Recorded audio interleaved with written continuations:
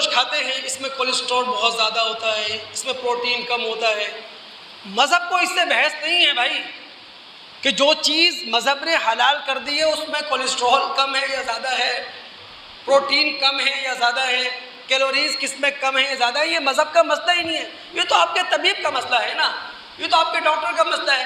یعنی کھانے کے لیے چارٹ آپ ڈاکٹر سے پوچھ کے بنا لیں، وہ محمد صلی اللہ علیہ وسلم بنا کے نہیں دیں گے آپ کو کہ آپ نے دال کتنی استعمال کرنی ہے، آپ نے سبزی کتنی استعمال کرنی ہے، آپ نے گوشت کتنا استعمال کرنا ہے۔ اس کے لیے ڈاکٹر موجود ہے، اس کے لیے حکیم موجود ہے، اس کے لیے طبیب موجود ہے۔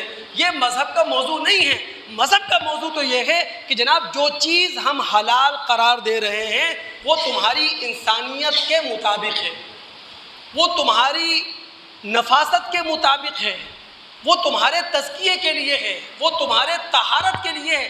مذہب اس حوالے سے گفتگو کر رہا ہوتا ہے اور بات اپنی ہمارے سامنے رکھ رہا ہوتا ہے۔ تو وہ اعتراض یہ کرتے ہیں کہ جناب مسلمان گوشت کھاتے ہیں اس میں کولیسٹرول بہت زیادہ ہے اور موٹاپا بہت زیادہ ہو جاتا ہے، اس طرح کی باتیں کرتے ہیں۔ لیکن جو سبزی خور ہوتے ہیں وہ پہلوان ہوتے ہیں نا، اور سبزی صحت کے لیے زیادہ بہتر ہے، اور وہ گمنام پہلوانوں کا حوالہ دے کر کہتے ہیں کہ سبزی کھانا چاہیے۔ بہت زیادہ اس میں چرچا ہوتا ہے نا، لیکن پھر میں آپ کی توجہ دلاؤں گا تن سازی اور باڈی بلڈنگ میں ایک بہت بڑا نام ہے پوری دنیا کے اندر، آرنلڈ کا نام سب سے بڑا ہے، جس کے پاس 13 عالمی اعزازات ہیں، جو 7 مرتبہ چیمپئن رہا ہے اولمپیا کا، 5 مرتبہ یہ چیمپئن رہا ہے یونیورس کا، اور 1 مرتبہ ورلڈ کا۔ وہ کون تھا؟ وہ گوشت خور تھا، سبزی خور نہیں تھا۔ یہ جو محمد علی باکسر تھا، محمد علی قلعہ، یہ کون تھا؟ گوشت خور تھا۔ مائک ٹائسن کون تھا؟ گوشت خور تھا۔